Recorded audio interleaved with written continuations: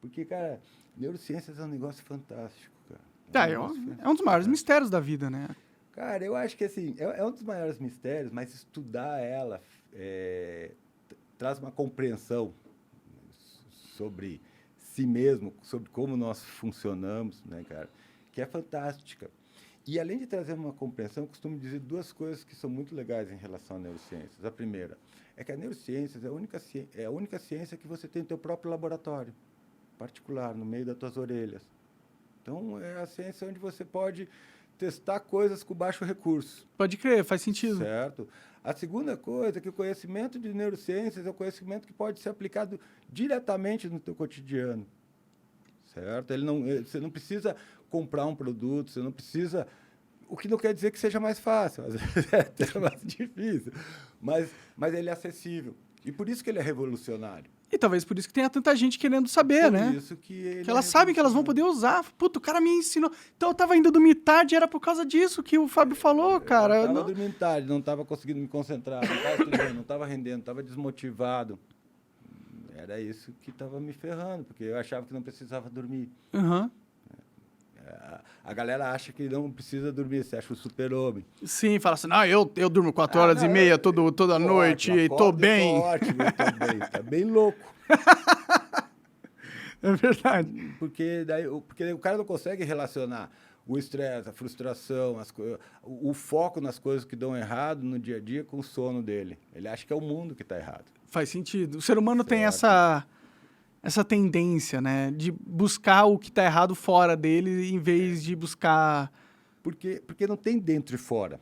É só uma organização. Imagina um sistema de processamento. Você está recebendo informação de várias regiões do teu corpo e de energias do ambiente. Sim. Certo? Então, o cérebro está recebendo aquilo e está vendo o que é, organizando, vendo a distância que está, vendo as características, e daí organiza uma imagem. Uhum. Uma imagem combinada, que é uma imagem visual, uma imagem acústica, uma imagem olfativa. Uma simulação, né, de certa forma. Eu não diria uma simulação, porque não existe nada fora do cérebro. Não existe realidade fora do cérebro. Ela é produzida dentro do cérebro. Não, mas ela é produzida através do que está fora também, né? Mas tem muito mais coisa fora do cérebro que não vira realidade. Pra gente. Pra gente. Mas vira realidade pra realidade. Para outros indivíduos. Sim, né? sim. Para outras espécies pode virar realidade. Tipo, quem sou eu pra falar isso? Eu sou um gordinho ter tudo. Mas acho perigoso a gente falar que não existe realidade fora do cérebro. Não existe. Mas é perigoso falar isso, porque parece aquela... Parece que quando a gente é jovem, a gente acha que só a gente existe. Mas não é a gente só que existe, a gente existe os outros, né? Quando a gente é jovem, a gente acha que só que a gente existe porque a gente tem acesso a só uma experiência, que é a nossa, essa experiência absoluta. Mas a gente sempre só tem acesso à nossa experiência. Isso. E essa experiência é construída pelo sistema nervoso central. Mas é uma, de certa forma, uma ilusão, né? A gente tem que saber que, apesar de a gente ter a nossa ilusão cognitiva... Ela não é uma ilusão. Ela é baseada numa... Ela é um mapeamento. Ela é um mapeamento. Imagina o seguinte, olha só. Eu falei isso no outro podcast, eu odeio ficar me repetindo, mas às vezes me falta um pouquinho de criatividade. Onde é que a gente pode... Onde é que tem água aqui nesse ambiente? Aqui tem água... Isso. Bom, a molécula, a água, tem tudo que é canto. Mas onde é que você consegue localizar ela? Bom, eu consigo ver essa água aqui. Por quê? Porque eu consigo ver, porque elas têm ondas de... Porque com ela você consegue manipular. Sim, Você sim. consegue abrir e beber ela. Sim, sim. Essa água aqui não te serve para nada. Então você não precisa detectar ela, a menos que ela seja sinal de algum evento que vai te afetar, por exemplo, chuva. Sim, sim, mas eu consigo criar uma máquina que consegue saber qual que é a água que está aqui e, inclusive, utilizar ela para algo. Isso. Por isso que a gente sabe que a nossa realidade ela é limitada à nossa estrutura biológica. Ela é construída a partir de como que essa estrutura biológica capta informações do ambiente e constrói um mapa referencial dessas informações. Então, por exemplo, a gente não vê a imagem do celular. Você não está vendo a imagem, você não está vendo o azul. O que você está vendo é a luz branca ou com outros comprimentos de onda que batem nele, refletem nele, entram no teu olho, lá no fundo do olho, na retina, você vai ter receptores especializados que vão se comportar de acordo com a frequência que é refletida por aqui. A partir do comportamento desse neurônio, eles enviam uma informação para o próximo, e para o próximo, e para o próximo. Até que ele vai chegar numa região do teu cérebro onde ela vai ser dividida em várias camadas de processamento. E aí, ali, a imagem começa a acontecer. E tanto que tem pessoas que enxergam esse celular de outra cor que eu enxergo. Isso, Né? Ou é provável, inclusive, que nós dois estejamos enxergando uma cor diferente, associando ao azul, Mas a gente... mas é uma cor diferente. Mas a gente entra em consenso pela linguagem. É. Certo? Então, não importa a tua experiência, a linguagem, ela conecta as duas. E ela deixa mais ou menos homogêneo. Mas é fato que esse celular existe, ele tá aí. Se ele não tivesse, eu e você não estaríamos vendo ele. É verdade, né? Mas a gente também pode fazer uma provocação assim. Vamos imaginar que você está dormindo. Está dormindo agora, mano. Não dorme direito, está mal, caiu ali, dormiu antes do podcast. Está sonhando que está no podcast. Vamos dizer que durante o sonho, quando você está sonhando, que seria agora, faria diferença para você estar acordado, dormindo, em relação à realidade? Faria diferença no sentido que o que acontecesse nos sonhos não teriam repercussões fora dele do jeito que teria acordou, na realidade. Depois que você acordou. Enquanto você está mergulhado no sonho, ele é real. Por mais louco que ele possa ser. Sim, ele para mim é a única coisa real que eu consigo enxergar naquele momento de consciência. Agora você imagina que no sonho teu cérebro está, de certa forma, bloqueado de informações exteriores, né? O tálamo, que é uma região que, de certa forma, vai organizar a atividade das informações que chegam no cérebro, ele começa a induzir uma determinada atividade no cérebro e bloquear essas informações sensoriais.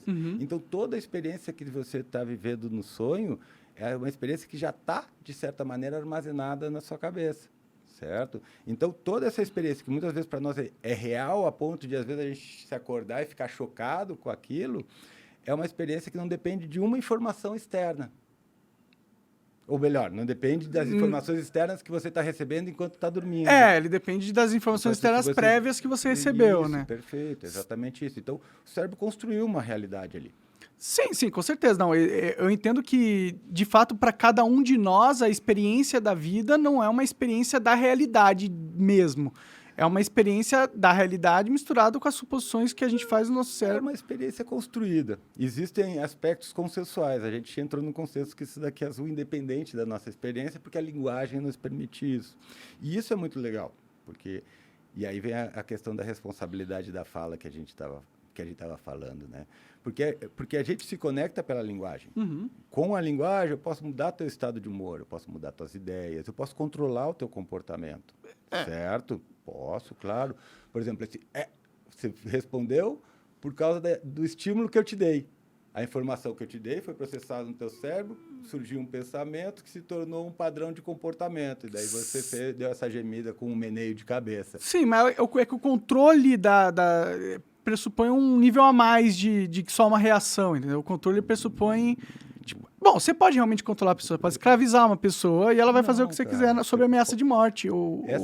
Essa ideia de controle, ela é muito distorcida. Eu controlo uma pessoa quando eu digo bom dia.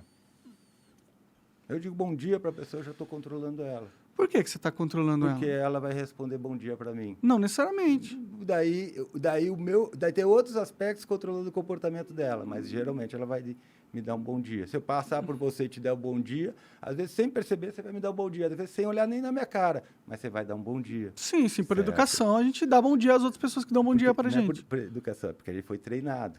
Faz sentido. A gente foi treinado para fazer isso. Você vai fazer isso às vezes sem perceber, automaticamente, porque está automatizado. Sim. É que a gente foi treinado por educação, né? Pelo motivo de educação. Educação é um nome e um valor que você bota nisso, né? Sim, Porque quando você dá bom dia para uma pessoa, o que acontece?